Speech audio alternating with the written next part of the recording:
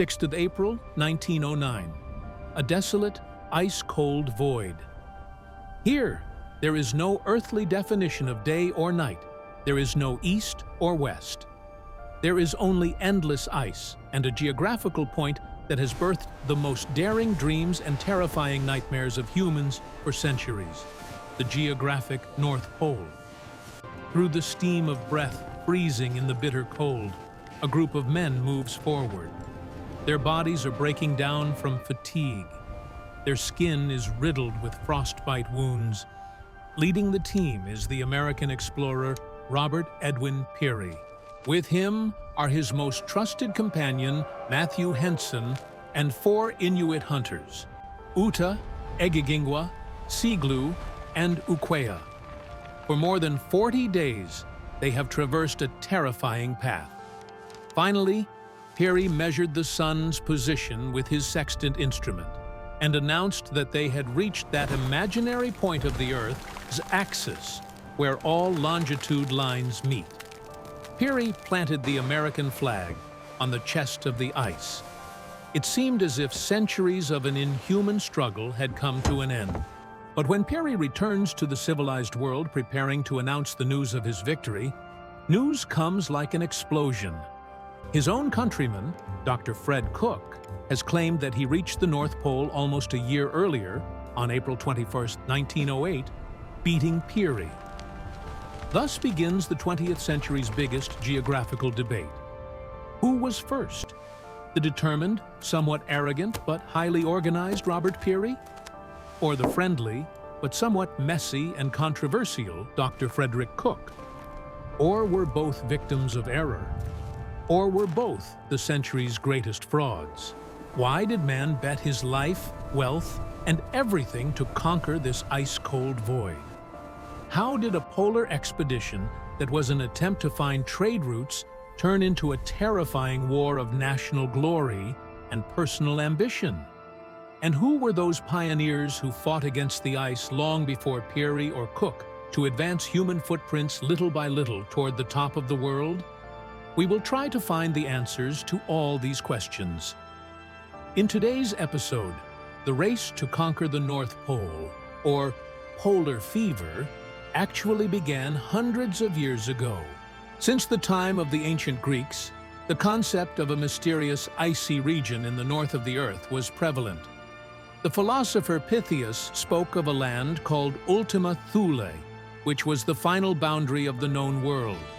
But after the Middle Ages, this mythical curiosity was replaced by a practical and economic necessity.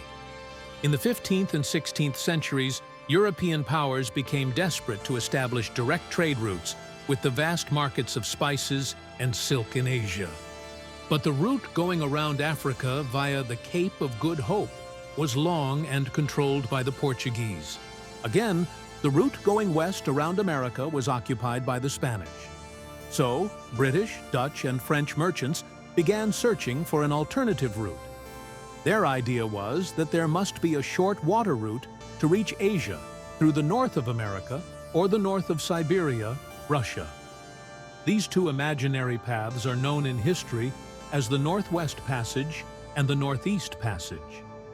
This search for commercial routes brought humans face to face with the terrifying reality of the Arctic or North Pole region for the first time. Explorers like Henry Hudson, Martin Frobisher, and William Barents tried to cross the northern ice sea with their small wooden ships. Many of them never returned. Their ships were either crushed by the pressure of the ice and lost in the depths of the ocean, or the sailors died of starvation, or froze to death in the cold, or died of a terrible disease called scurvy. They could not reach the North Pole, but the maps and logbooks they left behind showed the way for future explorers. In the 19th century, the purpose of these expeditions began to change. After the invention of the steam engine and technologically advanced ships, geographical discovery and national glory became bigger than commercial routes. An intense competition began to fill in the last white part of the world map. At this time, a new concept was born: farthest north, or reaching the furthest point north. the North Pole was still an unimaginable distance away. So, the goal of every expedition became to break the record of the previous explorer and reach a few miles further north. British Navy officer Sir William Edward Parry set out on a daring expedition in 1827. Leaving his ship, he used two special boats like sledges and started a journey toward the pole over the ice. But what he did not imagine was that the ice sheet he was walking north on was itself drifting towards the south. Working backbreakingly hard every day to advance 15 to 20 kilometers, he would see that due to the ice current, they had actually advanced only 4 to 5 kilometers. After about a month, reaching 82 degrees 45 minutes north latitude, he was forced to give up. He could not reach the pole, but he held the record for farthest north for the next half-century. These expeditions proved that courage and willpower alone were not enough to conquer the North Pole. A new strategy and a deep ability to understand the character of nature were needed. In the second half of the 19th century, a new chapter of North Pole expeditions began. This time, the target was clearer: the geographic North Pole directly. Two expeditions of this time deeply influenced the history of polar exploration, although both ended in disaster. The first was the British Arctic expedition led by Captain George Nares between 1875 and 1876. The British Navy organized this huge expedition to restore their glory as the world's strongest naval power. Under the leadership of Captain George Nares, two powerful steamships, HMS Alert and HMS Discovery, started their journey along the northwest coast of Greenland towards the Kennedy Channel. Their strategy was to take the ships as far north as possible, and from there launch the final expedition toward the pole via man-hauling or sledges pulled by humans. Captain Nares managed to anchor the ship near 82 degrees north latitude, which was a new record. Then, under the leadership of Commander Albert Hastings Markham, a sledge party started the journey toward the pole. Their sledges were incredibly heavy. To pull each sledge, 7 or 8 sailors had to work literally like animals with ropes. The ice surface was uneven and filled with huge ice piles or pressure ridges. Advancing just 1 or 2 miles a day was difficult, but their biggest enemy became scurvy. Due to the lack of vitamin C from fresh fruit or meat, the sailors' bodies began to break down. Their gums were bleeding, old wounds were reopening, and due to extreme weakness, they could not walk. When Markham's team reached 83 degrees 20 minutes north latitude, more than half of their members were on their deathbeds. They managed to break Parry's record, but they had to pay a terrible price for it. In the end, after somehow returning to the ship, the entire expedition was declared a failure. This expedition proved that the British Navy's traditional man-hauling method was completely useless for conquering the Arctic. The second expedition was George de Long's Jeannette expedition from 1879 to 1881. American Navy Lieutenant Commander George Washington de Long believed in a different theory regarding North Pole expeditions. Like many geographers of the time, he also thought that Japan's warm Kuroshio Current enters the Arctic Ocean through the Bering Strait, and as a result, there is a warm, ice-free sea, or open polar sea, near the pole. His plan was to reach the pole directly by ship with the help of this current. Funded by James Gordon Bennett, owner of the New York Herald newspaper, de Long started his journey from San Francisco with his ship USS Jeannette. But shortly after crossing the Bering Strait, he realized the hard way how wrong his theory was. Not only was no warm sea found, but in September 1879, the Jeannette got stuck in a huge ice pack near the coast of Siberia. Then began a chapter of nightmares. For about 21 months, the ship kept drifting west along with the ice. Finally, in June 1881, under the immense pressure of the ice, the wooden structure of the Jeannette broke. and the ship sank into the depths of the ocean. De Long and his 33 sailors were then helpless in the middle of an endless ice field, hundreds of miles away from the Siberian coast. Using 3 small boats, pulling them over the ice and rowing in open water, they started an incredible journey toward the delta of the Lena River in Siberia. But in a terrifying storm, the 3 boats got separated from each other. One boat, with all its sailors, was lost forever. The second boat managed to reach the coast, and these sailors were rescued by local hunters. But De Long's boat reached a desolate, uninhabited coast. Due to lack of food, freezing in the cold, and extreme exhaustion, De Long and his companions died one by one. Their logbooks and diaries, which were recovered later, are among the most tragic and heart-touching documents in the history of Arctic exploration. The Jeannette expedition was a terrible failure, but it had an unexpected result. 3 years later, wreckage from the Jeannette ship washed up on the southwest coast of Greenland. This proved that the ice of the Arctic Ocean flows in a specific direction. This information inspired a Norwegian explorer who wanted to change the strategy of polar exploration forever. Fridtjof Nansen was a scientist, an athlete, and a dreamer. He was a national hero of Norway, who had earlier become the first person to cross ice-covered Greenland on skis. The discovery of Jeannette's wreckage gave birth to a groundbreaking idea in Nansen's head. He thought, if the ice flows from west to east, then why fight against the ice? Why not use the ice current itself as his vehicle? His plan was simple, but extremely daring. He would build a special ship that, instead of being crushed by the pressure of the ice, would rise on top of the ice. Then he would take the ship near the coast of Siberia, intentionally freeze it into the ice, and leave himself in the hands of nature. He hoped that within 3 to 4 years, the ice current would take the ship directly over the North Pole, or very close to it, towards Greenland. The ship Nansen built for this plan was named Fram, which means forward in Norwegian. Fram was a marvel of engineering. Its structure was round and smooth like an egg. When the ice applied pressure from both sides, instead of being crushed like ordinary ships, Fram would rise on top of the ice.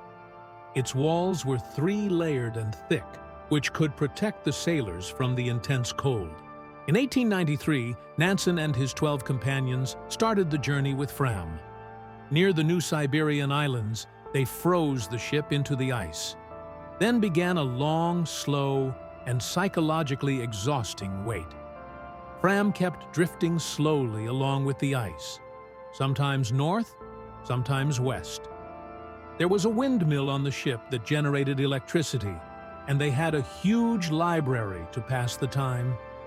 After a year passed, Nansen realized that the ice current would not take him exactly over the pole, but would go somewhat south of it. In March 1895, when they reached 84 degrees north latitude, Nansen made a daring decision. He decided to leave the ship and his comfortable life and start a final expedition toward the pole with just one companion, Hjalmar Johansen, using skis and kayaks along with dog-pulled sledges. Their goal was to reach the pole in 50 days and from there return toward the archipelago called Franz Josef Land. But the reality of the Arctic was harder than their imagination. The ice surface was uneven and full of pressure ridges. Their path was repeatedly obstructed by ice cracks or open water leads. 3 weeks later, reaching 86 degrees 13 minutes, 6 seconds north latitude, Nansen realized that it was impossible for them to reach the pole. Their food was running out, and ahead lay a long and uncertain return journey. They had set a new record for farthest north, but now they had to fight to survive. On the way back to Franz Josef Land, they had to eat almost all their dogs. In August 1895, they reached the coast of the archipelago and decided to build a shelter to spend the winter. They built a small hut with stones and rocks and used a walrus hide as its roof. For the next 9 months, Nansen and Johansen lived in this primitive state. Their only fuel was walrus blubber, and their food was polar bear and walrus meat. The following summer, they started journeying south again, and it was here that an incredible event occurred. One day, Nansen heard a sound like a dog barking. At first, he thought it was a delusion of his mind, but after hearing the sound again, he went in that direction and saw a human being. It was the British explorer Frederick Jackson, who was conducting an expedition in Franz Josef Land. After about 3 years of being isolated from the civilized world, Nansen and Johansen were unexpectedly rescued. Shortly after this, the ship Fram also broke free from the ice and returned to Norway. Nansen's expedition was an epic success. He could not reach the pole, but he proved that with the right technology and the mindset to adapt to nature, it is possible to conquer the Arctic. His ship Fram and his strategies opened a new horizon for the next generation of polar explorers. After Nansen's record, Italy entered this international competition to conquer the North Pole. A member of the Italian royal family, Prince Luigi Amadeo, Duke of the Abruzzi, was an experienced mountaineer and explorer. He planned to take Nansen's strategy one step further. In 1899, he reached Franz Josef Land with a ship named Stella Polare, or Pole Star. His plan was to establish a base camp there to spend the winter and send dog-pulled sledges toward the pole the following spring. His team included Italian Navy officer Umberto Cagni and several experienced alpine guides. But during the winter, a disaster occurred. During a training trip, the Duke suffered severe frostbite on his hand, and 2 of his fingers had to be amputated. As a result, he lost the ability to lead the polar journey himself. But instead of canceling the expedition, he gave this responsibility to his trusted companion, Captain Umberto Cagni. In March 1900, a team led by Cagni started the journey toward the pole. They were better prepared than Nansen, and their strategy was more aggressive. About a month later, they surpassed Nansen's farthest north record. Finally, reaching 86 degrees 34 minutes north latitude, they planted the Italian flag. They managed to reach about 20 nautical miles, or 37 kilometers further north than Nansen. However, their return journey was terrifying. Their food had run out, and 3 members of the team were lost forever. But Cagni and his companions somehow managed to return to base camp. The Duke of the Abruzzi's expedition proved that by basing on Nansen's strategy, through proper planning and firm determination, humans were slowly advancing toward the pole. The competition then became even more intense. This time, the person who had made the expedition the sole goal of his life entered the stage. Robert Peary. Robert Edwin Peary was a civil engineer in the American Navy, but his true passion was Arctic discovery.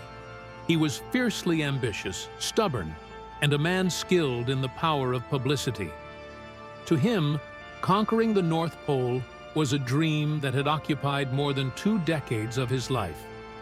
Peary's early expeditions were in Greenland.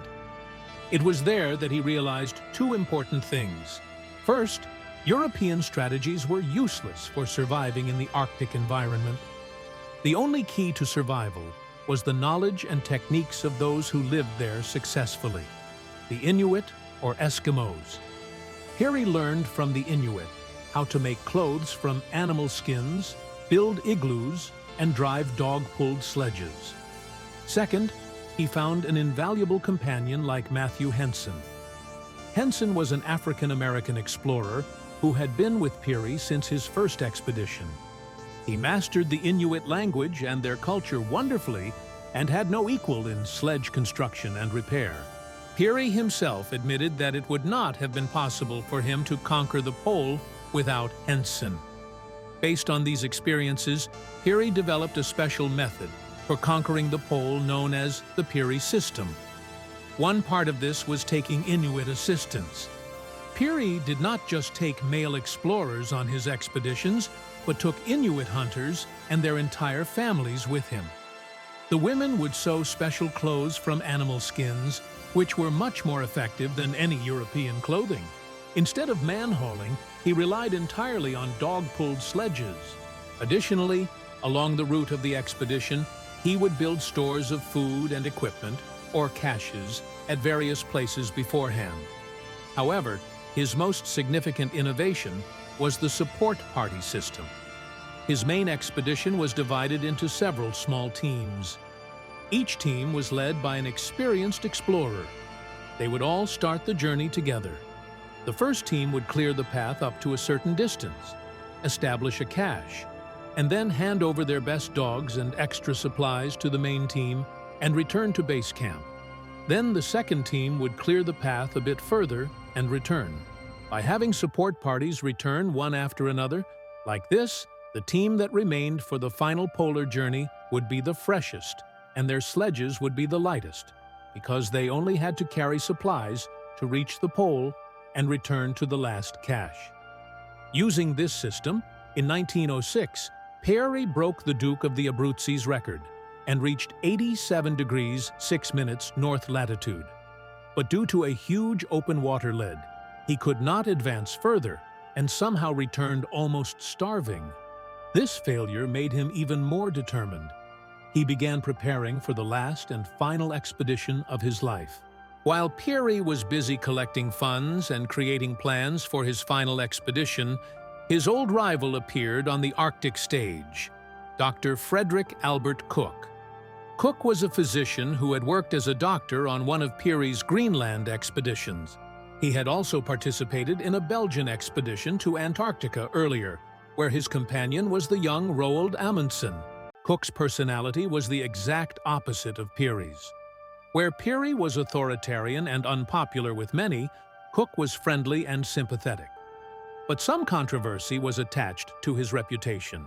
A few years prior, he had claimed that he conquered North America's highest peak, Mount McKinley, currently known as Denali. But later, this claim was proven false. In 1907, Cook started a journey to the north of Greenland speaking of a hunting expedition, but his real intention was the North Pole. In contrast to Peary's huge arrangement, Cook's plan was extremely simple. He started his journey toward the pole in February 1908 with just 2 Inuit companions, Awela and Itukashuk, on a light sledge. His strategy was living off the land, or surviving by collecting food from nature. He planned to arrange food for himself and the dogs by hunting polar bears or seals. This was an incredibly risky plan. A year later, in April 1909, Cook returned to an isolated settlement in Greenland and claimed that he and his 2 companions had reached the North Pole a year earlier, on April 21, 1908. His story was of an epic expedition. After reaching the pole, on the way back, he got caught in terrifying ice currents and was forced to spend the winter in an ice cave on an island in the Canadian Arctic archipelago. But there was a big problem with his claim. He had no undeniable proof. He had left his sextant and other instruments, along with his detailed diaries and navigational records, with an American hunter named Harry Whitney for safekeeping, which were later claimed to be lost or thrown away. His only witnesses were his 2 Inuit companions, whose statements were vague and contradictory. When Cook announced his claim, it created a stir worldwide. But the lack of evidence and the controversial past regarding Mount McKinley made his claim questionable from the start. In August 1908, when it was thought that Cook was lost somewhere in the Arctic, Robert Peary started his journey with his huge expedition. His ship, the Roosevelt, reached Cape Sheridan on Canada's Ellesmere Island. There, he and his team established a winter base camp. His team included experienced explorers like Matthew Henson, Captain Bartlett, Ross Marvin, and several dozen Inuit men, women, and children. On March 1, 1909, Peary's planned Arctic assault began. The advance team led by Captain Bartlett went ahead to clear the path and build the trail. Then, one after another, support parties followed them. The Peary system was working like a precise clockwork. Every few days, a support party would finish their work and return. And the main team was becoming smaller, lighter, and faster. About a month later, they reached 87 degrees 47 minutes north latitude. This was the designated point for Captain Bartlett to return. Bartlett was an extremely skilled navigator, and he wanted to be Peary's companion on the final journey. But Peary ordered him to return. Peary later wrote that he wanted the final glory of victory to be achieved only by himself as an American. For the final polar team, Peary chose Matthew Henson and 4 Inuit, Uta, Egegingwa, Siglu, and Ukwea. This decision was highly controversial because neither Henson nor the Inuit could independently navigate or verify Peary's calculations. Peary claimed that in the last 5 days of the journey, Peary's team advanced at an incredible speed. Finally, on April 6, 1909, Peary announced that they had reached their goal. He planted the American flag at Camp Jesup and spent the next 30 hours taking navigation readings at various places and taking pictures. On the way back, when Peary established first contact with the civilized world, he immediately learned of Dr. Cook's claim. Peary became furious. He called Cook a fraud and started a huge publicity campaign to establish his own claim. The conflict between these two explorers then became a sensational front-page story in New York newspapers. The Peary versus Cook debate was a battle of personality and politics more than science. On Peary's side were powerful institutions like the National Geographic Society and the New York Times. On the other hand, Cook had the sympathy of the common people and the New York Herald newspaper. But Cook's biggest weakness was the lack of proof. He had no navigational records that could be independently verified. The descriptions by his Inuit companions were also vague. They said they had made a long journey and saw no land, but they were not sure if they had reached the Big Nail or the Pole. Cook's history of lies regarding Mount McKinley also severely questioned his credibility. However, the picture of the Arctic presented in his description was realistic. Some experts believed that his strategy of a small and light expedition had enough potential to succeed. On the other hand, Peary had a detailed diary and navigational records. He had explorers as witnesses, although they were not with him in the final phase. His Peary system was a logical and well-planned strategy that increased his chances of success. Besides, the support of powerful institutions helped him get institutional recognition. However, there are serious doubts about Peary's claim as well. Several inconsistencies are found in his logbook. Especially after Captain Bartlett returned, the speed of his team suddenly almost doubled, which many experts consider impossible. In his diary, on the page for April 6th, there is no sign of victory or excitement. Rather, written there is, "The pole at last, the prize of 3 centuries. My dream and goal for 20 years. Mine at last. I cannot bring myself to realize it. It seems all so simple and commonplace." Many believe this line was added later in the empty space of that page. Besides, since there was no second navigator in his final team, there was no way to verify his calculations. For the past century, historians and experts have analyzed the claims of both explorers meticulously. British explorer and writer Wally Herbert, who himself in 1969 became the first person to cross the North Pole on dog-pulled sledges, examined Peary as diary and records and reached the conclusion that Peary was likely 30 to 60 miles away from the pole and had misrepresented his position either due to navigational errors or intentionally. Today, according to most historians, Cook likely did not even reach close to the pole. On the other hand, Peary reached very close, but he probably could not step on the exact point of the geographic pole. So, who reached the North Pole first? If we talk about surface travel, the undisputed first person is the British explorer Wally Herbert. If we talk about reaching by any means, the first person was the American aviator Richard Byrd, who claimed to have flown over the pole in a Fokker trimotor plane in 1926, although there is controversy regarding his claim too.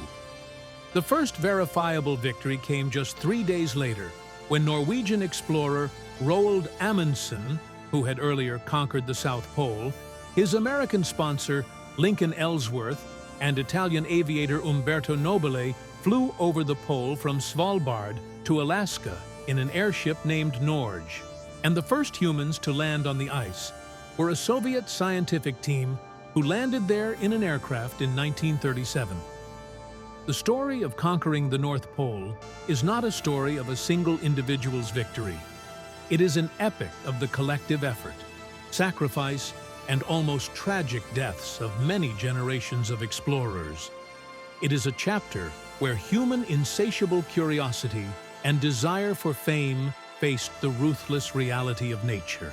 Starting from William Peary to George DeLong, Fridtjof Nansen to Umberto Cagni, everyone pushed the boundaries of human knowledge a little further north.